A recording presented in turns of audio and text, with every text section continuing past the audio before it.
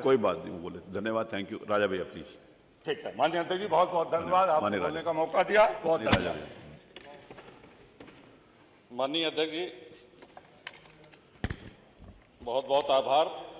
और आपने हमेशा बराबरी का व्यवहार किया है, तो हम भी ये अपेक्षा करते हैं कि जैसे 10 मिनट 11 मिनट आप लोग बोले तो आपसे किसकी आप बराबरी हो बीच में सकती है? टोक बताइए। देते हैं तो अब लड़खड़ा जाएंगे। आपसे किसकी बराबरी हो सकती है? किसी की नहीं हो सकती। माननीय नेता सदन ने विजन डॉक्यूमेंट पे ये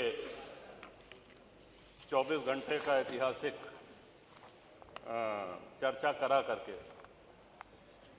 ये पूछना चाहा है हम सभी लोगों से।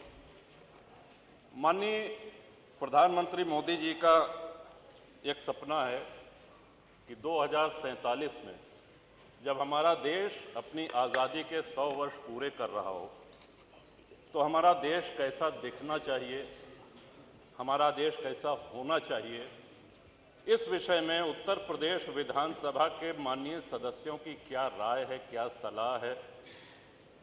इस निमित्त ये विशेष आह्वान किया गया है। श्रीमान, कल से हम सभी लोग देख रहे हैं, बहुत से माननीय सदस्य तो इसमें ऐसे बोल रहे हैं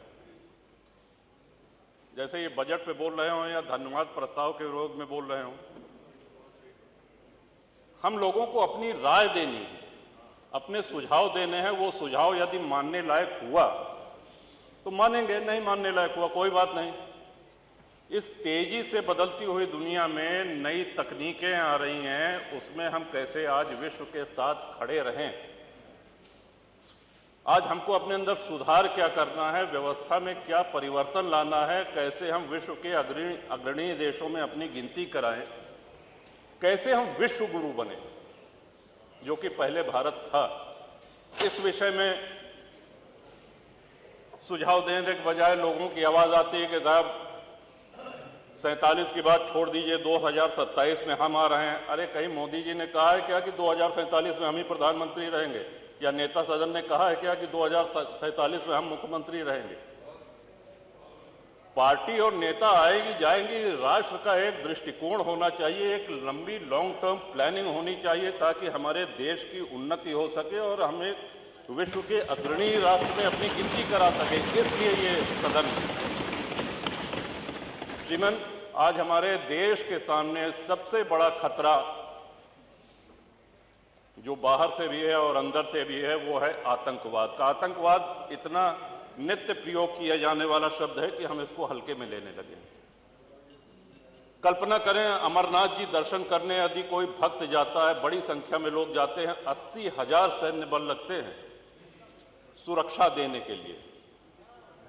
क्या हम कल्पना कर सकते हैं अगर वहां सेना और सैनिक बल न हो तो जो श्रद्धालु हैं, जो दर्शनार्थी हैं, क्या वो दर्शन कर सकते हैं?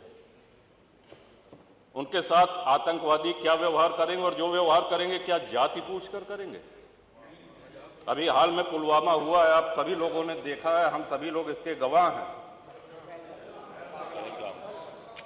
कलमा जानते हो, कलमा पढ़ो।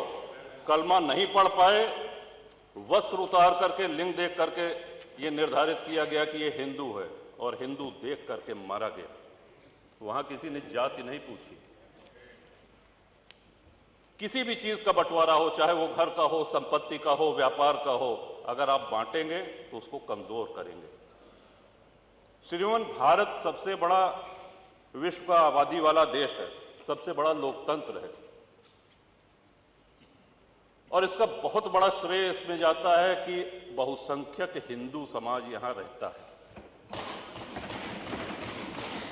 जिन देशों में संविधान लागू है, विश्व के जिन देशों में संविधान लागू है, जहां राजतंत्र है, सुल्तान है बैठे या कोई तानाशाह है, उसकी हम बात नहीं कर रहे हैं। जिन देशों में संविधान लागू है, समय के साथ देश काल परिस्थिति के अनुसार संविधान में संशोधन होते रहते हैं। लेकिन जिन देशों में संविधान लागू है, क्या कहीं उसका प्रिएम्बल, क्या कहीं उसकी प्रस्तावना बदली गई है? विश्व में एक भी देश ऐसा नहीं है जहां प्रस्तावना ही उठा के बदल दी जाए। संविधान शिल्पी बाबा साहब अंबेडकर, संविधान सभा के अध्यक्ष बाबू राजेंद्र प्रसाद, पंडित जवाहरलाल नेहरू, सरदार पटेल, सरोजनी नायडू जी, कृपलानी जी, ऐसे ऐसे विद्वानों ने मिलकर के हमारे संविधान की रचना करी और उसकी प्रस्तावना को ही 1976 में इमरजेंसी में, आपातकाल में, एक झटके में, जब देश में लोकतंत्र नहीं था, बदल दिया गया। श्रीमान बाबा साहब अंबेडकर उस वैद्य की तरह हैं जो एक बहुत बड़ा वैद्य कोई औषधि दे।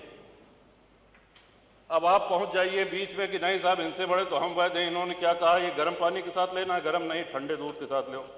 कहने इसमें क्या है, कहने इसमें अदरक मिला दो, इसमें क्या है, लहसुन प्याज मिला दो। तो जो वैद्य ने दवा दी है उसकी तो ऐसी तैसी हो गई। इतने बड़े, और 2047 में सबसे जरूरी है भारत की जनता को जागरूक करना।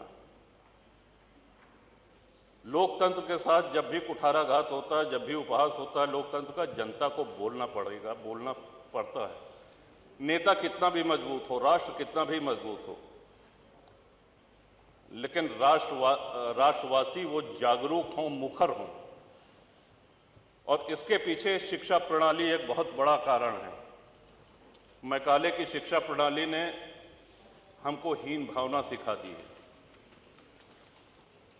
आज हमारे गुरुकुल बंद हो गए हैं। धीरे धीरे ये प्रयास हो रहा है कि हमारा गौरवशाली इतिहास आज हमारे बच्चों तक पहुंचे, और उसके लिए इंटरनेट जैसी कई सुविधाएं उपलब्ध हैं। श्रीमान, भारत में लगभग हर प्रमुख धर्म का व्यक्ति रहता है। हिंदू हैं, मुसलमान हैं, सिख हैं, ईसाई हैं, लेकिन किसी भी जैन हैं, किसी भी अन्य धर्मानुयायी के धर्म स्थल से पैसा नहीं लिया जाता है। कहीं आपने सुना है मस्जिद से पैसा ले रही है सरकार, चर्च से पैसा ले रही है सरकार? लेकिन 4 लाख के ऊपर हिंदू मंदिर ऐसे हैं जो सरकारी नियंत्रण में है और सरकार चढ़ावे का पैसा उनसे लेती है। जो भक्त जाता है, जो दर्शनार्थी जाते हैं, वो ईश्वर के प्रति अपना समर्पण करते हैं। सरकारी नियंत्रण मंदिरों पर से हटना चाहिए। आपके माध्यम से, इस सदन के माध्यम से अपनी ये बात पहुंचाना चाहेंगे श्रीमान। और हमारा स्पष्ट मानना है, लोगों ने जापान की तुलना करी कि साहब जापान कभी किसी का गुलाम नहीं रहा, और जापान हो, यूरोप के कई देश हों, उनके साथ सबसे बड़ा फायदा जानते हैं क्या है? उन्होंने अपनी आस्तीन में सांप नहीं पाले हुए हैं। हमारे आस्तीन में इतने सांप है कि हम अपने घर के सांपों से लड़े कि बाहर के दुश्मनों से लड़े। आपका इशारा हो गया श्रीमन, 2 मिनट। बहुत अच्छे हो, इशारा समझते हो। अंग्रेज जब भारत में आए, उसके पहले हमारी जीडीपी विश्व की जीडीपी के 30% से अधिक थी। पूरा व्यापार हम करते थे, और जब गए तो लगभग 1-1.5% बचे थे। हम कंगाली पे आ गए थे। अंग्रेज जब आए तो 60 से 70 हजार अंग्रेज सैनिक थे कुल, और उस समय अविभाजित भारत की आबादी 60 करोड़ थी। 1857 की गदर के बाद, स्वतंत्रता संग्राम के बाद, वो संख्या अंग्रेज सिपाहियों की 80,000 से 1 लाख हो गई। आप कल्पना करें, 60 करोड़ लोगों पर 1 लाख अंग्रेज सैनिक हुकूमत करते रहे, हमारा खून चूसते रहे। क्यों? क्योंकि हम मौन रहे, हम निष्क्रिय रहे। और आज़ादी के बाद भी हमको अहिंसा का एक ऐसा पुट पढ़ा दिया गया कि अहिंसा परमो धर्मा। हाँ ठीक है, अहिंसा परमो धर्मा है, लेकिन इसकी दूसरी पंक्ति है अहिंसा परमो धर्मा धर्म हिंसा तथैव च। इन्हीं शब्दों के साथ आपका आभार व्यक्त करते हैं श्रीमन। और कुंभ की चर्चा आई तो कुंभ में मैंने प्रवास किया श्रीमन। देश विदेश में कुंभ की चर्चा हुई, प्रशंसा हुई, और एक छोटे से छोटे सफाई कर्मी से लेकर के बड़े से बड़े अधिकारी ने अपनी पूरी ऊर्जा लगा दी। मैं समझता हूं कि इतने बार तो माननीय नेता सदन गोरखपुर नहीं गए होंगे जितनी बार प्रयागराज गए। सुबह न देखा न शाम देखा, हमेशा पहुंचते रहे। और अद्भुत व्यवस्था, 60 करोड़ के ऊपर श्रद्धालुओं ने पतित पावनी मां गंगा में स्नान किया। इतना बड़ा जमावड़ा सनातनियों का, लेकिन कहीं ये नारा सुनने को मिला कि साहब इस मजहब के, इस धर्म के लोगों को हम नहीं रहने देंगे। कहीं किसी दूसरे धर्म, किसी दूसरे मजहब के किसी धर्म स्थल को कोई नुकसान पहुंचाया गया? एक नारा कहीं लगा? यही सनातन की, यही हिंदू धर्म की महानता है। और श्रीमन, भारत इसीलिए धर्मनिरपेक्ष राष्ट्र है क्योंकि हिंदू बाहुल्य है, सनातन बाहुल्य है। हम 2047 में विजन में जो योगदान देना चाहते हैं, हम इस महान सदन के आदरणीय सदस्यों के माध्यम से जो सलाह पहुंची है, उस सलाह में अपनी अंतिम एक बात अवश्य जोड़ना चाहेंगे कि कृषि भूमि हमारे देश में कम हो रही है, नगरों का, गांवों का निर्माण हो रहा है, प्लॉटिंग हो रही है, सड़कें निकाली जा रही हैं, हमारी आबादी बढ़ रही है, लेकिन हमारी कृषि भूमि में कमी हो रही है। इस चिंता को भी ध्यान में रखें और इस सदन के माध्यम से माननीय जो नीति निर्धारक हैं, जो केंद्र में बैठे हैं, आदरणीय प्रधानमंत्री जी, वो भी अवगत हों। आपने अवसर दिया, बहुत बहुत धन्यवाद। माननीय नेता